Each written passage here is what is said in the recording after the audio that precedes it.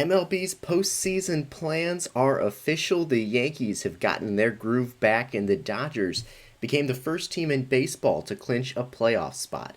Hello, everyone, and welcome into this Thursday, September 17th edition of Around the Bases from 110 Sports, live streaming on the 110 Sports Network at 110sportsmedia.com/live, twitch.tv/110sports, and available on demand on the website, Spotify, YouTube, and Apple Podcasts. Just search for 110 Sports. I'm Chris Brown. We've got a lot to talk about here on the show. Just 2 weekends remain in the 2020 MLB regular season. A little over a week left of regular season action. We've got some races really coming down to the wire, particularly in the National League and in the National League Central, more specifically. So we'll talk about that coming up. A lot to discuss here on this show. So here's a look at what you can expect coming up. We're going to start with our top four. As always, we'll talk about MLB's postseason plans, which were officially announced on Tuesday. We touched on it on the end of Tuesday's show, but that was kind of coming in as breaking news. So we'll break that down for you a little bit, and we'll discuss some of the impacts of the postseason schedule and the postseason format and what it all means. We'll get into the future of the expanded playoff system. Some comments from Rob Manfred got a lot of attention the last couple of days, but there's a little bit more to this than first meets the eye and some of the extreme reactions that I've seen. So we'll discuss that and everything that comes with that situation. The Yankees are bouncing back, as I mentioned, in a big way after a horrible stretch. We'll discuss the Dodgers clinched a playoff spot. We'll discuss that as well, and what other teams could be clinching playoff spots as soon as today. Plus news and notes, a lot to discuss there, and we'll do a check-in on the playoff picture as we are doing now on Thursdays. So I'll pull up the playoff seedings as it stands right now in the AL and NL. We'll factor in postseason odds from Fangraphs and take a look at what some of the likely matchups are starting to maybe could be for the first round of the playoffs. So we'll discuss that. Particularly on the American League side, where the field itself is pretty well set. On the National League side, there are still some races being decided, so we'll discuss where things stand there as well. And then we'll end the show today with a look at what's on deck, as we always do on Thursdays. Some of the key series coming up this weekend. We'll break that down for you here today on the show. So let's go ahead and jump right into today's top four. And so as I mentioned at the end of our show on Tuesday, I mentioned that we had just gotten confirmation, literally seconds before the end of our Tuesday show, that the Major League Baseball had announced its plans for the postseason. And a lot of what they announced was unsurprising, and we had talked about it because of the reporting that was coming in over the last couple of days and weeks. But I do want to break it down for you a little bit, because I know that we had a lot of different things, a lot of different aspects being reported and discussed at different times. So I want to break it down into 5 key things to know about the postseason format. Before I get you into those 5 things, though, of course, a reminder that with the 16-team expanded postseason that's in place for this year, 8 teams from each league make the playoffs. That is the top 2 teams in each division, and then of the remaining teams in each league, the 2 teams with the best record are your wild card teams. Now, there's no first round bye for any teams. It goes straight into a wild card round, which is a best of 3, and every team plays in that wild card series. There's no benefit for finishing at the top of your division or getting the 1 seed other than your matchup. So we'll discuss that more coming up, but that's the basics of what you need to know there.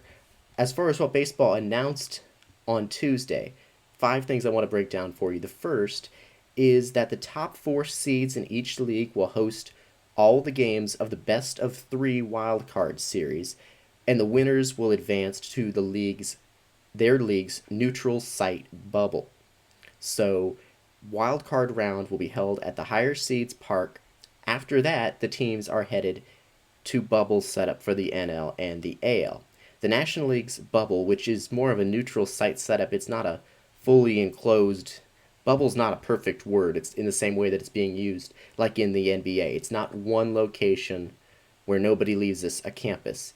It's neutral site areas that are controlled environments. The National Leagues will be in Texas, while the American League's bubble is slated to take place in Southern California. So here's a breakdown of the locations involved. The American League bubble in Southern California, Globe Life Field, the American League bubble in the American League bubble in Southern California will be at Petco Park in San Diego and at Dodger Stadium in Los Angeles. The NLDS will be taking place at Globe Life Field in Arlington, Texas, and Minute Maid Park in Houston. So the NL field in Texas, the AL field in Southern California. The World Series will take place at Globe Life Field. That's the Rangers' new ballpark in Texas.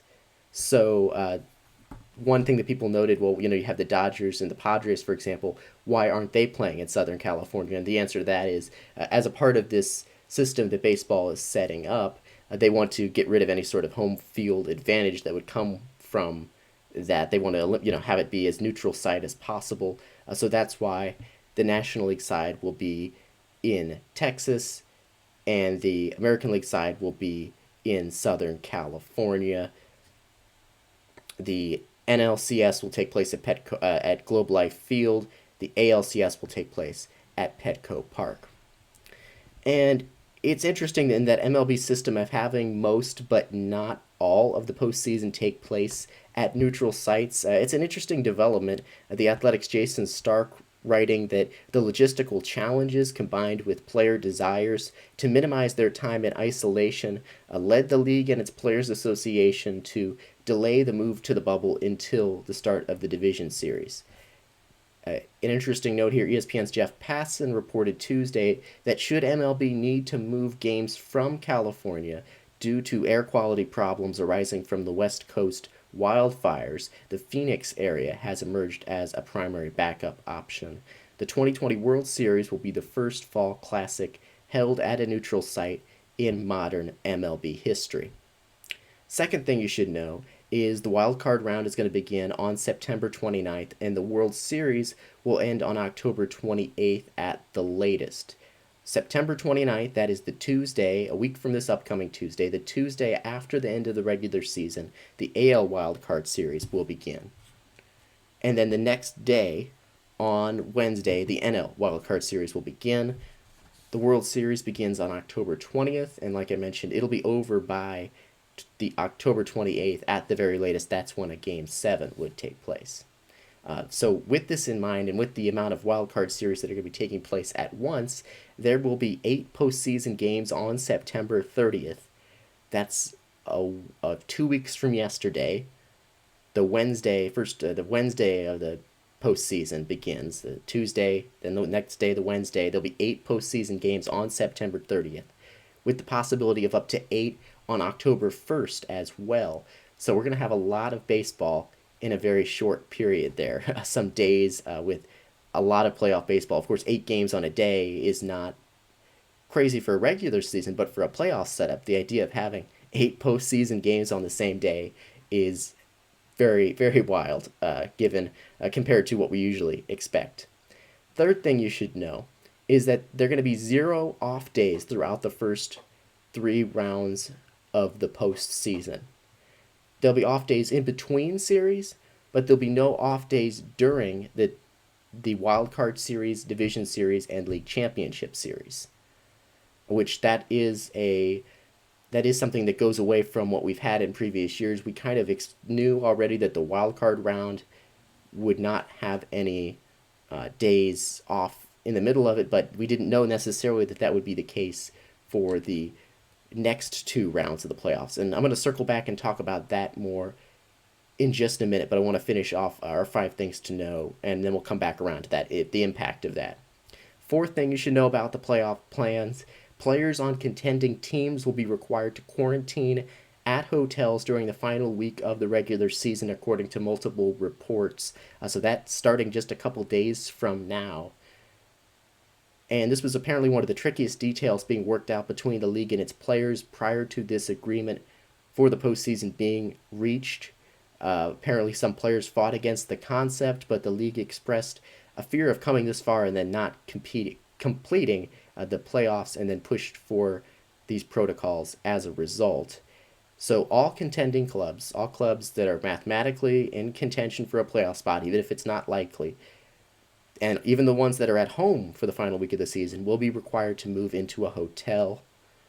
All players on the 40-man roster and injured list will be asked to join that quarantine once it begins, because once it begins, clubs can no longer summon a player from their alternative site to join the 28-man roster. It will only be able to be for players who are already in quarantine. That's according to the New York Post.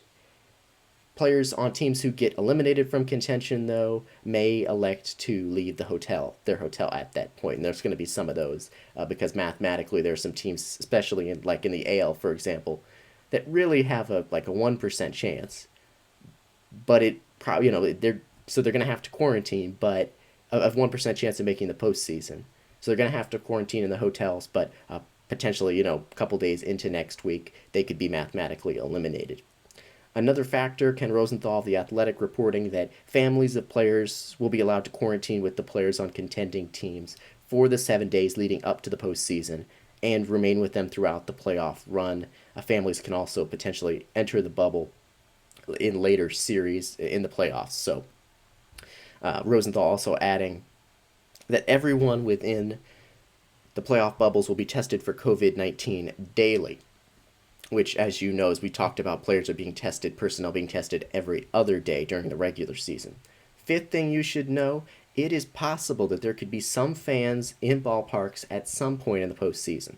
Fans have, of course, not been able to attend any MLB games all regular season due to the pandemic, but it's possible that that could change in October. MLB Commissioner Rob Manfred, speaking in an online event on Monday, said he's hopeful that the League Championship Series and World Series could have a limited number of fans in attendance, saying, quote, "I think it's important for us to start back down that road. Obviously, it'll be limited numbers, socially distanced, protection provided for the fans in terms of temperature checks and the like." John Heyman of MLB Network tweeted back on Tuesday that he's heard that 25% capacity could be a good estimate for what the league attempts to do, but he also added that Texas is much more likely to allow fans, while California may not. So those are your 5 things to know about the playoffs. Again, to sum it up, wildcard series games will be played at the higher seeds park. All 3 games, the winner advances to their league's bubble. The NL bubble in Texas, the AL bubble in Southern California. The wildcard round begins on Tuesday, the 29th of September. That is for the American League. The National League begins the next day for the wildcard round. The World Series will be over by October 28th at the latest. 0 off days during the first 3 rounds of the playoffs. Players on contenders are going to have to quarantine the final week of the regular season, and fans in the ballparks are a possibility, limited number at some point, but that's very far from settled. And one other thing I want to touch on about MLB's postseason plan is that third point, which is the 0 off days during the first 3 rounds of the playoffs, because that's undoubtedly going to benefit some teams over others. And this was, in my opinion, the most intriguing aspect of the announcement for Major League Baseball a couple days ago. Yankees manager Aaron Boone indicated to reporters that the team did not know that this aspect would be, which varies from a typical postseason, would be in place until just last week, which of course after the trade deadline.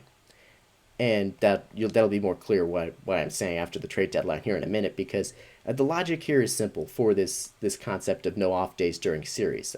The wild card games, as I said, all at one ballpark, the higher seed, the final 3 rounds taking place in the neutral site bubbles. There's no need for travel days.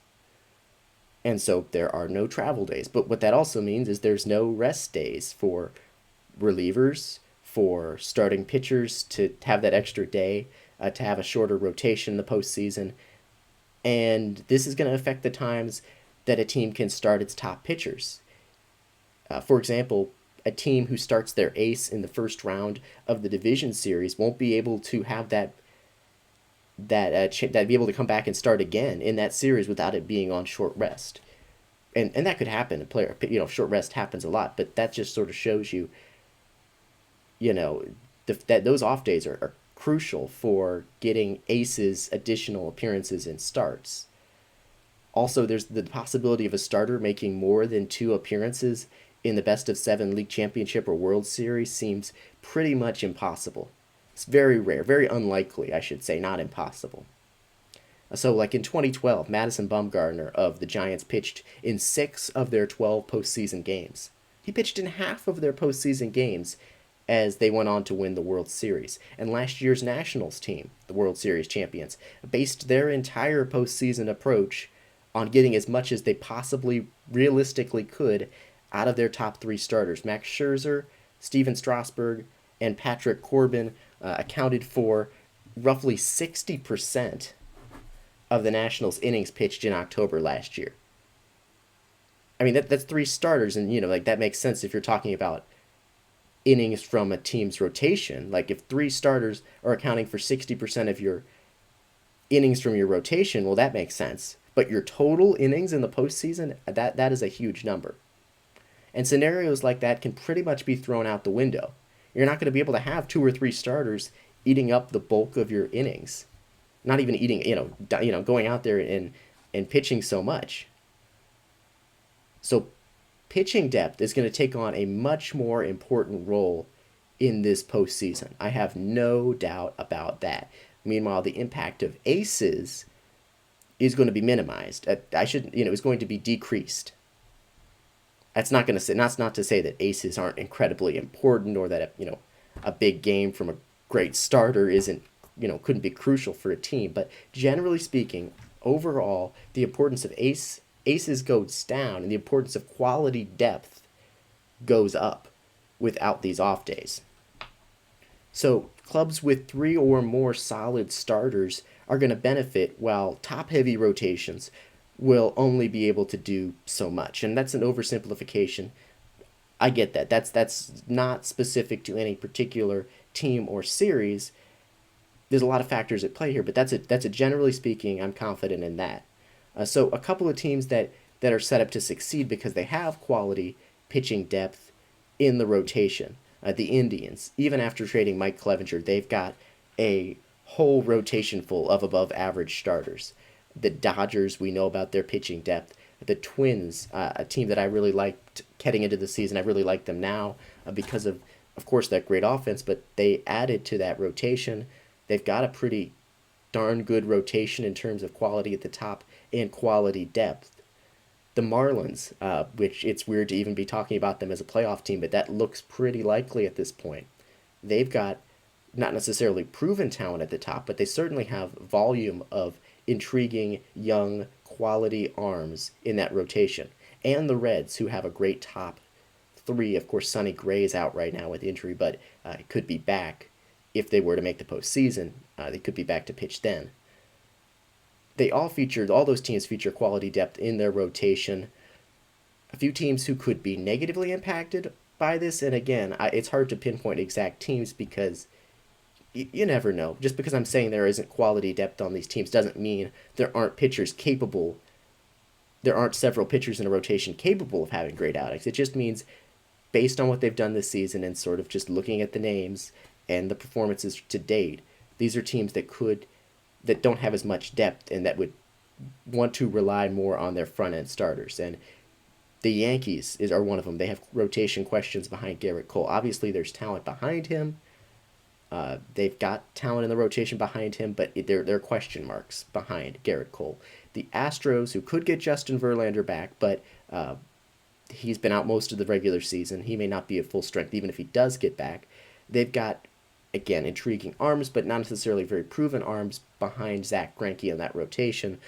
And the Phillies, who have two great starters at the top in Aaron Nola and Zach Wheeler, of course, they're both having great seasons, but everybody else in their rotation has an ERA above 5. And you're only going to be able to get so much out of Aaron Nola and Zach Wheeler if you're the Phillies in a postseason series because of the fact that they're just two pitchers and the lack of off days. So that's just something to consider about the impacts of 0 off days during the first 3 rounds of the playoffs. There'll be off days in between series and off days during the World Series. But it's something to consider, and I don't think it's necessarily a bad thing at all. It's going to reward more well balanced rosters who succeeded in the regular season because of their depth of talent. As much as I am here for high end, star talent, and look at these great trio of Nationals pitchers that we had last year, I think it's also good to reward teams that have, more than just two ace pitchers, and that's it. I think it's going to be interesting test of depth. We talked about the rotation. It's also a major factor for the bullpen as well. All right, so we're going to go ahead and move on to our next top 4 item. We spent a lot of time on that first one, but I think it was important to just sort of lay out the groundwork, the basics of what we can expect in the playoffs this season. Second top 4 item is Rob Manfred's comments from a couple of days ago, which got a lot of attention. And so the 16-team postseason format hasn't even taken place yet, of course. It was just put in place for this season. But Rob Manfred has already declared it a success. He was appearing as part of a virtual panel event hosted by Hofstra University earlier this week, and he said that the new format is likely to remain in place, saying, quote, "I think there's a lot to commend it, and it is one of those changes I hope will become a permanent part of our landscape." The commissioner added that the overwhelming majority of MLB owners favored the expansion of MLB playoffs even prior to the COVID-19 pandemic shortening the 2020 season. And the sentiment of wanting to expand the playoffs is not a surprise coming from Manfred and from the owners, because they'd stand to make more in revenue in terms of broadcast revenue in a big way, and also gate revenue, if the playoffs were permanently expanded. And the reaction to Manfred's comments was pretty strong, with several valid points being brought up about the problems that exist with the system in place for this season being extended into future years. Dodgers manager Dave Roberts, he reiterated recently what he called a non-existent benefit for division winners. And I mentioned this a couple minutes ago. There's little other than facing a lower seed in the wild card round. There's no first round bye. There's no other benefit for teams who win their division. Additionally, lowering the bar for entry into the playoffs would likely lead to a decrease in player salaries, and then in turn an increase of profit at the ownership level. And then there's, of course, the reality of teams around or even below 500 making the postseason with some real regularity. And that's going to de-incentivize teams from making big moves, from going all in, trying to be a 90-plus win team. When you have all the rebuilding clubs that we've seen this season within the postseason picture right now, it's not necessarily bad for 2020. I have no problem with it given the wildness of the current circumstances. But do we want that in a regular season where teams don't have to go out and really try to make big moves to really compete, because all they have to do is kind of basically be the definition of average, and they're in the playoff picture? So that's something that was brought up as well, and I think that these are really valid points, and I don't think that the current system should be kept, that the system put in place for this year should be kept in the exact same way that it is moving forward. There are just a lot of problems with it. I understand it for this year. I have no problem with it for this year. I do have a problem with it continuing. And so there's a lot of panicking, a lot of people saying, oh, nobody wants this, Rob Manfred, what are you doing? And also a valid point, it hasn't even happened yet, and he's already declaring it this wonderful thing. But there are a couple things that should be considered as well. As much as Rob Manfred and the owners may want to expand the playoff field, or to keep the expanded playoff field into the future, that's not something that they can impose on their own. That's something that would have to be negotiated with the Players Union, which currently opposes the idea for a lot of the reasons that I just mentioned. Also, even if the playoff field is expanded moving forward, kept in an expanded format, it may not necessarily be 16 teams. Prior to the pandemic, MLB's idea was for it to be 14 teams qualifying for the postseason. Another factor to consider is that something could be done to address Dave Roberts' point I just brought up about there being no incentive to win the division or little incentive. Well, incentives could be put into place, whether it be a first round playoff bye, adjusted format for seeding, or something more outside of the box like getting to pick your opponent in the first round, which that would be kind of weird. I'm not saying that I'm for that, but there are a number of different things that could be put in place to incentivize winning your division. So, in summation here, the postseason format that's in place for this year is flawed, but it's fine given the wild circumstances that we are having and living through here in 2020. It should not remain in place moving forward. That's my take, but that doesn't mean that Rob Mansford's comments require hitting the panic button, because the big point here, he cannot do this. The owners cannot do this, cannot keep expanded playoffs on their own. The players do not in any way, shape, or form seem to be ready to just say, yes, let's do this again moving forward. So no reason to hit the panic button there. Next top four item for you today is the Yankees, who have gotten their groove back. They're bouncing back in a big way. This was a team that was the World Series favorites coming into the season. They started off strong, and then they completely collapsed. They went 5-15 in a 20-game stretch. The injuries were piling up. They were unable to continue succeeding despite those injuries in the same way that they did last year. Luke Voit, first baseman for the team, saying at the time, "I feel like almost feel like it's embarrassing for us right now." The team was just barely hanging on to a wild card spot. They were the 8th seed in the American League. There were several players still out. It wasn't clear when they were going to be able to return. And the Yankees were in trouble. I mean, the Orioles were really close to potentially surpassing them for the second spot. For the wild card spot, I should say. For a wild card spot in the American League. And that was only barely over a week ago. Then the Yankees have now won 7 straight games, 3 of them coming against the Blue Jays. They've jumped back into second in the AL East standings.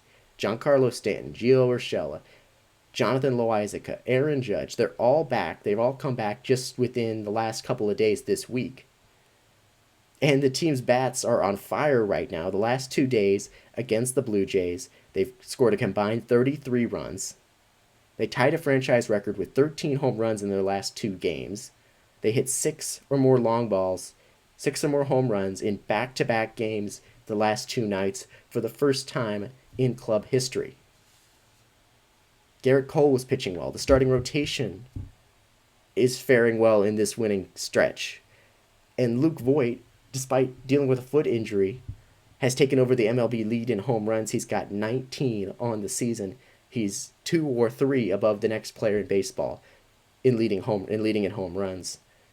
Luke Voit saying a couple nights ago, "We're back to being the Bronx Bombers." The Yankees have bounced back in a big way, and they are hot at the exact right time heading into the postseason. This is going to be an interesting team to watch come October. The Yankees, after a horrible stretch, they've righted the ship.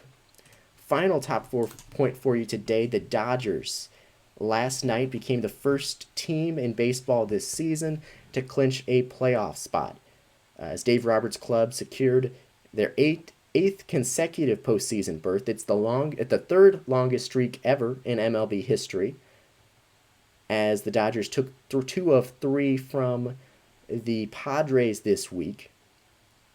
And, it's not a, breaking news sort of situation. The Dodgers making the playoffs again was hardly a surprise. They've been the best team in baseball this season, and that hasn't been a surprise in a season that's been full of surprises. Mookie Betts appears very much in the mix for the NL MVP award. Clayton Kershaw is pitching like a Cy Young contender. That rotation, that pitching staff overall has been sensational. The Dodgers' winning percentage right now is .700, which would be their best in a season in franchise history if it continued. Of course, there's going to be the obvious caveat of the short season, but that's how incredible the Dodgers have been this year. They're very likely to be the number 1 seed in the National League. An outstanding season for the Dodgers. There's not much to say than that, other than I want to recognize that fact. There are a couple of other teams that are close to clinching playoff spots.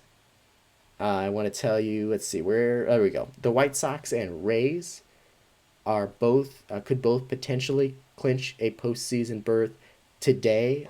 Both of them require different scenarios for that to happen, and it's not worth getting into those. But we're going to have more teams clinching playoff berths here clearly in the next couple days. But the Dodgers first to do it in 2020. All right, we're going to go ahead and take our first break here on the show. When we come back, we'll get into our news and notes, and then we'll take a bigger look at the postseason picture as it stands right now. We'll take a look at the current seedings. If the season were to end today in the National League, in the American League, we'll look at the playoff odds. We'll tell you what's basically set, what's still up in the air. Discuss some key teams making runs, particularly in the National League, and what the picture looks like there. That's all coming up, so stay with us. This is Around the Bases from 110 Sports.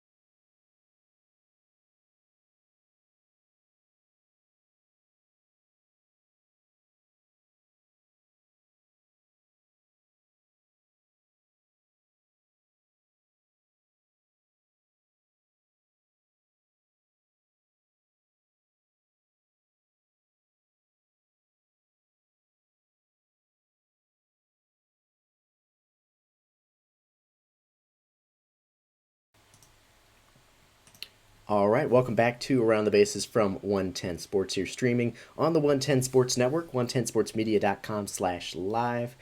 I'm Chris Brown. Let's go ahead and dive into today's news and notes. We've got a handful here for you. We'll go through pretty quickly. Cardinals manager Mike Shildt was suspended 1 game and fined an undisclosed amount for his role in a benches clearing incident in Milwaukee on Tuesday. He served the suspension during the second game of yesterday's doubleheader between the two teams.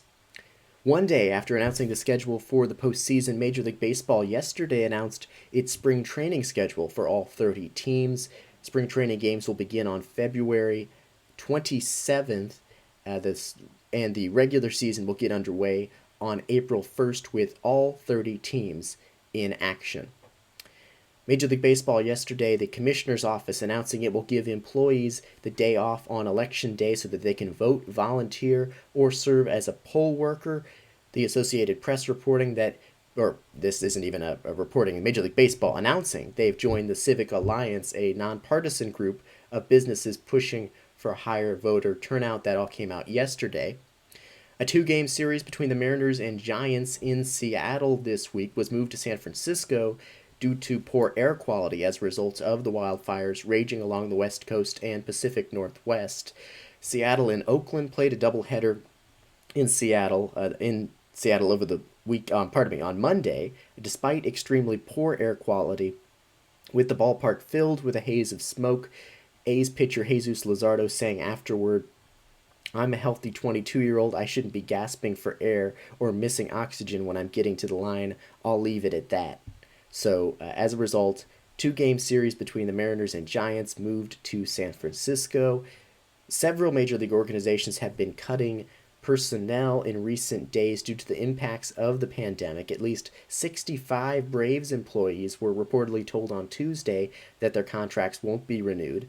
The Dodgers have cut their scouting department by 4 or 5 people. The Diamondbacks have eliminated around 15 baseball operations positions. Everyone is on edge right now. One scout told The Athletic, not a lot of job security being felt in many organizations for scouts right now. The Associated Press reporting that a Major League Baseball umpire tested positive for COVID-19, prompting a late shift in crew assignments in Florida this week. Several people telling that to the Associated Press. The affected umpire was not identified. He was not on the field when the result was learned. MLB medical experts not believing that the positive test represented a threat of infection or presented a risk. The afflicted umpire and 4 umpires who were considered close contacts with him were all tested negative. Have all tested negative multiple times. And that person with knowledge telling the Associated Press that the Washington Tampa Bay game at Tropicana Field began. Pardon me, I'm having some technical difficulties here. Let's see if we can get that sorted out.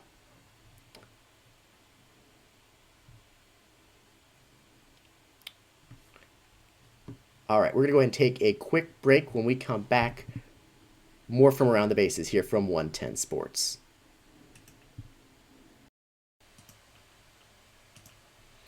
All right, welcome back to Around the Bases from 110 Sports. And we apologize for the technical difficulties that we've been having here on the show today. If anybody's here, for anybody watching live on the 110 Sports Network, seem to be some Twitch problems all of a sudden, server crashing there, so we apologize for that, but do have some other items to get to you here today, and it appears we're back and operating at full strength. So we'll go ahead and finish up our news and notes for today. Last thing mentioned there, MLB umpire testing positive for COVID-19 according to the Associated Press, but Major League Baseball's medical experts not believing that positive test representing a threat of infection or a risk to anyone else, so no postponements or anything of that kind. A couple of injury updates here for you. A lot of great news for the Yankees, as we talked about earlier, but it's not all great news, as lefty James Paxton was transferred to the 45-day IL yesterday. He is officially done for the season after experiencing a setback with his left flexor tendon injury earlier this month. He is going to be a free agent this offseason. Mets ace Jacob deGrom was removed from his start yesterday due to a right hamstring spasm. He said he's not worried about it being a long-term issue and that he still expects to make 2 starts before the end of the regular season. We'll likely get an update on his condition sometime over the weekend. And one recent standout for you, Angels first baseman Jared Walsh, the rookie, is doing quite well in his audition to play first base for the Angels next year for the team. He now has 6 home runs in his last 7 games. He's tied with DJ LeMahieu and DJ Stewart for the second most home runs in baseball in September. He also has a run and an RBI in each of the last 8 games, bringing him into a tie for the longest such streak by a rookie since RBI became an official stat back in 1920. So a rough season for the Angels undoubtedly, but a bright spot down the stretch in rookie first baseman Jared Walsh having an impressive season here since getting some at-bats here at first base down the stretch. All right, so let's go ahead and shift gears here from our news and notes to an update on the MLB postseason picture as things stand right now. So we're going to go ahead and take a look at the AL and NL seedings entering play today, what the postseason field looks like. So let's go ahead and just jump right into it. On the American League side, this is what we're looking at right now in terms of current seedings. Apologize here for some technical issues. Current seedings look like this in the American League. The White Sox are the 1 seed at this point, Tampa Bay 2, Oakland 3, Minnesota 4, the Yankees 5, Astros 6, and then the Blue Jays and Indians are the wild card teams right now. So this field is pretty much set. Looking at Fangraphs playoff odds, all 8 of those teams have basically a 95-97% chance of or higher of making the postseason. So the seeding is going to change a little bit most likely, but this field looks pretty much set. The Orioles, the Tigers, and the Mariners, their chance of making the postseason at this point is very, very slim. For the Orioles, we're talking 2%. For the Tigers, 1.3%. For the Mariners, 3.2%. So the chances there of any of those teams making the postseason is very, very small. As for the White Sox, they're at the top right now. Their magic number down to 1 to make the postseason. Tim Anderson having an incredible year for them. The batting champ last year is tied with DJ LeMahieu for the lead in baseball and average with 373 right now. Incredible seasons from Jose Abreu, Eloy Jimenez, and Luis Robert as well. The Rays have slowed down a bit, but they're still the 2 seed. Nothing much to show for you there. The Twins are having a pretty deep pitching staff right now. They're doing pretty well, especially of late. Byron Buxton in center field has 10 home runs. He's having a great year for them. They're up to the 4 seed. We already talked about the Yankees' recent success. A big part of that is DJ LeMahieu, just an unbelievably good hitter. He's tied with Tim Anderson for the MLB lead, as we mentioned, with 373 batting average. And he also has an OPS north of 1,000. The Astros are a team in trouble. They've lost 15 of their last 25 games.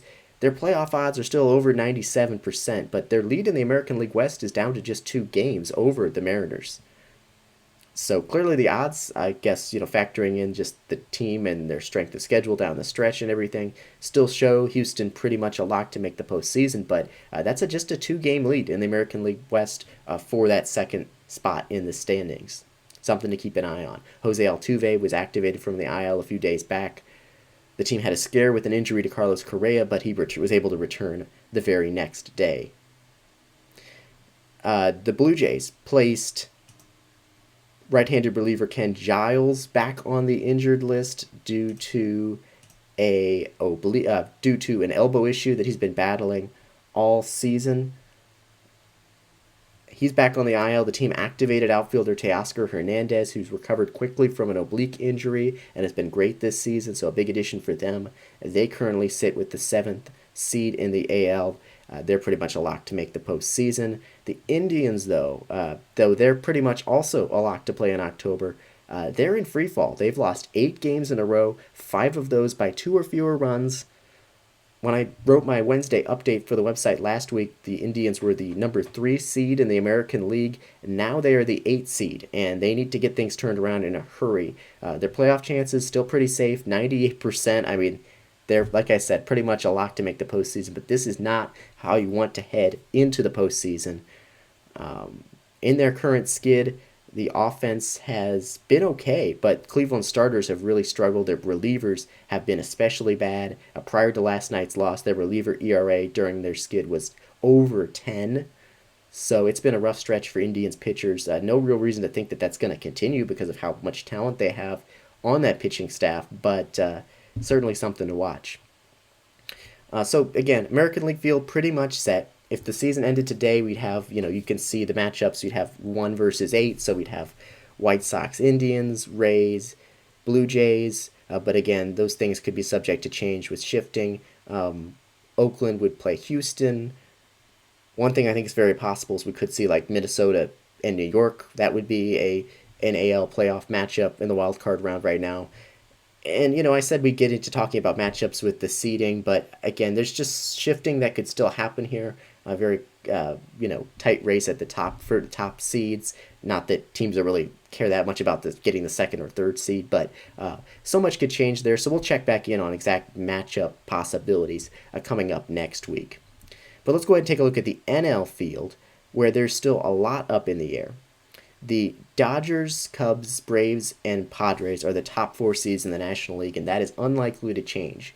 The order could change slightly. Maybe the Cubs and the Braves swap spots, but those 4 teams are going to make the playoffs. Those 4 teams are almost certainly going to be your top 4 seeds in the National League. And this is where it gets interesting because the field's actually getting more open in the National League than it was last week. Looking at the playoff odds from Fangraphs, I see the Marlins are in that who are in that 5th seed spot right now in the National League. Their playoff odds are up to 80%, so they're looking like a pretty probable playoff team at this point. The Reds have made a run. They have won 5 of their last 6, or they've won 5 straight and 6 of their last 7 rather, to surpass the Cardinals for the 2nd spot in the National League standings and the 6th seed in the NL field right now. And then you've got the Phillies and Giants holding on to the wild card spots at this time. So it's going to be interesting to see how that plays out. The Cardinals are the first team out of the playoff picture right now, followed by the Brewers, Rockies, and Mets.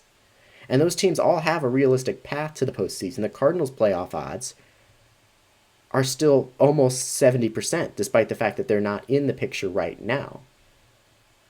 Meanwhile, according to Fangraphs, the Brewers' playoff odds are almost 50%. Meanwhile, the Rockies' odds are down at 11%, and the Mets are at about 20%. So I would still expect some changes here to happen in the NL field the rest of the way. The Cardinals, like I mentioned, they're just one example of a team that's favored to make the playoffs according to the odds. But that would mean, a team like the Giants, the Phillies, the Marlins, or the Reds slipping out of the playoffs. We've got an interesting race for that 2nd spot in the NL Central, where right now, as I mentioned, the Reds have taken the lead, but the Cardinals are right there. The Brewers are not far behind.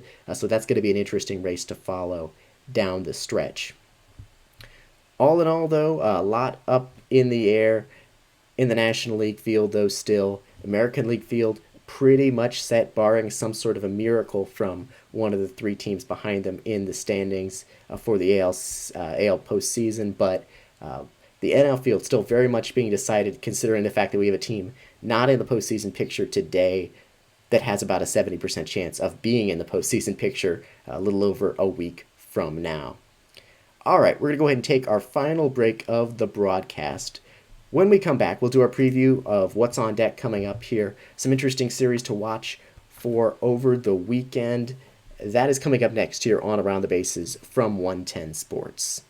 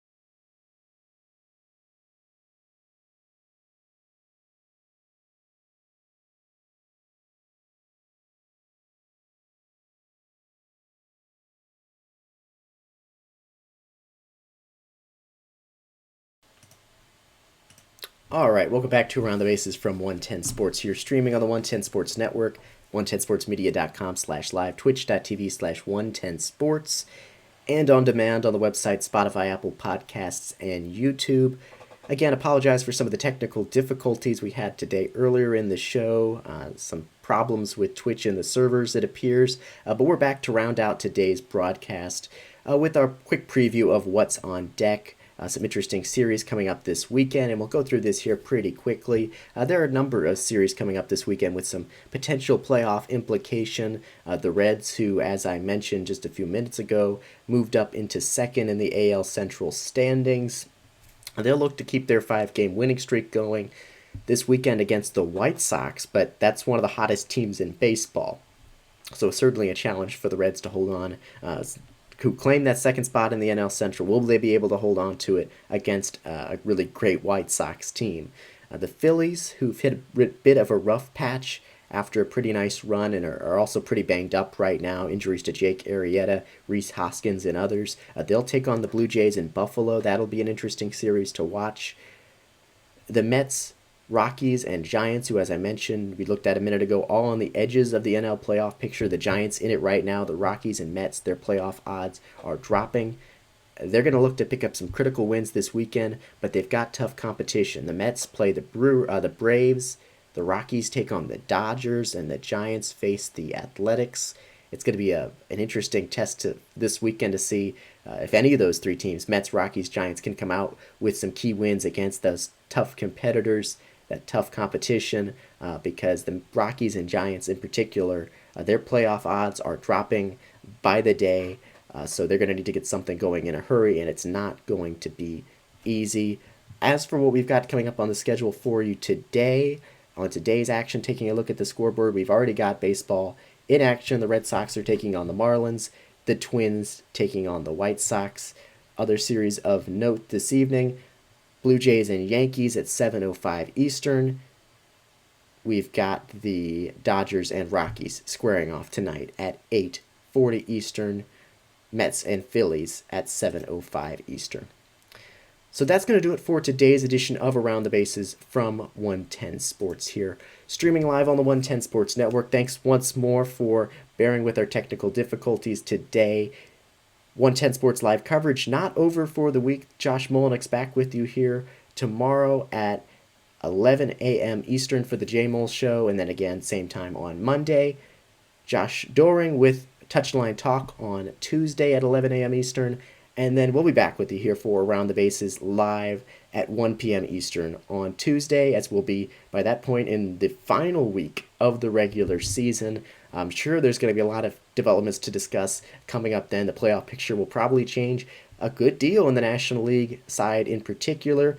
We'll keep you updated on all those latest developments. Make sure to go to 110sportsmedia.com for all of our latest written content. You can also subscribe to the newsletter on the right side of our homepage. You'll get the latest content from the 110 Sports Network and our written content in your inbox every Friday morning, so make sure to check that out. So as always, thanks for watching. Have a great weekend, and I will talk to you on Tuesday.